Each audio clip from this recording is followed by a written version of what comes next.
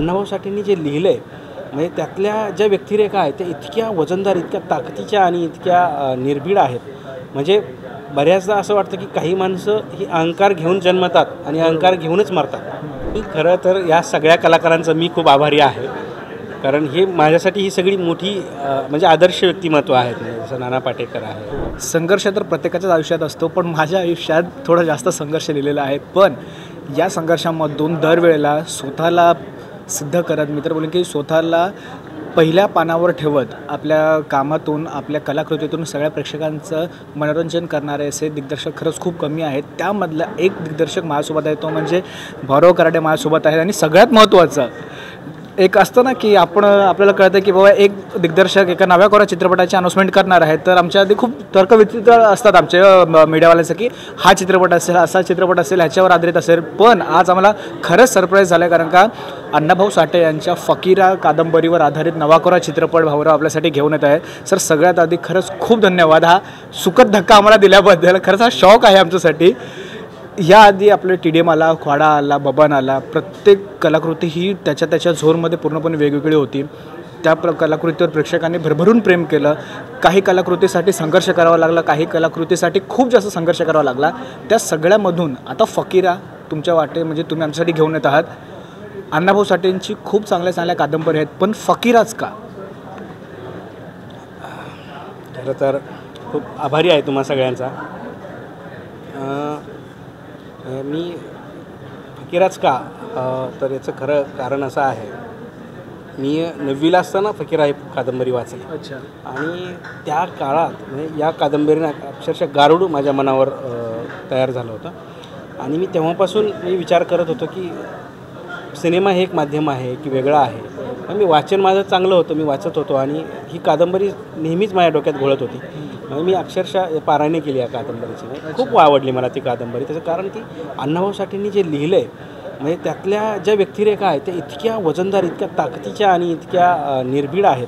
म्हणजे बऱ्याचदा असं वाटतं की काही माणसं ही अहंकार घेऊन जन्मतात आणि अहंकार घेऊनच मरतात. तर इतक्या अशा व्यक्तिरेखा फकीरामध्ये आहेत. तर ह्या सगळ्यांचं विचार करताना की मी जेव्हा सिनेमाकडे वळलो म्हणजे 10वी-12वी नंतर सिनेमाकडे वळलो आणि त्या दृष्टीने तयारी करायला लागलो, तेव्हा मला वाटलं की आयुष्यात आपण कधीतरीच फकीरावर काम करू. तर ही खूप आधीपासूनची गोष्ट डोक्यामध्ये घोळत आहे.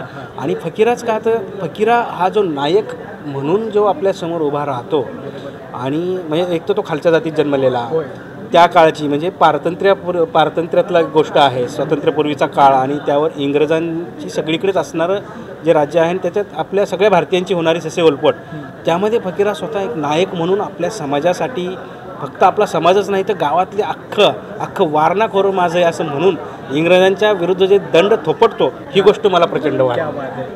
आणि मला वाटलं की यस, हे फकीरा ही जी गोष्ट आहे ना, आणि हा जो माणूस आहे तो इतका ग्रेट आहे त्याच्यावर, तर त्याच्यावरती सिनेमा करायचा आहे, ही गोष्ट माझ्या डोक्यात घोळत होती.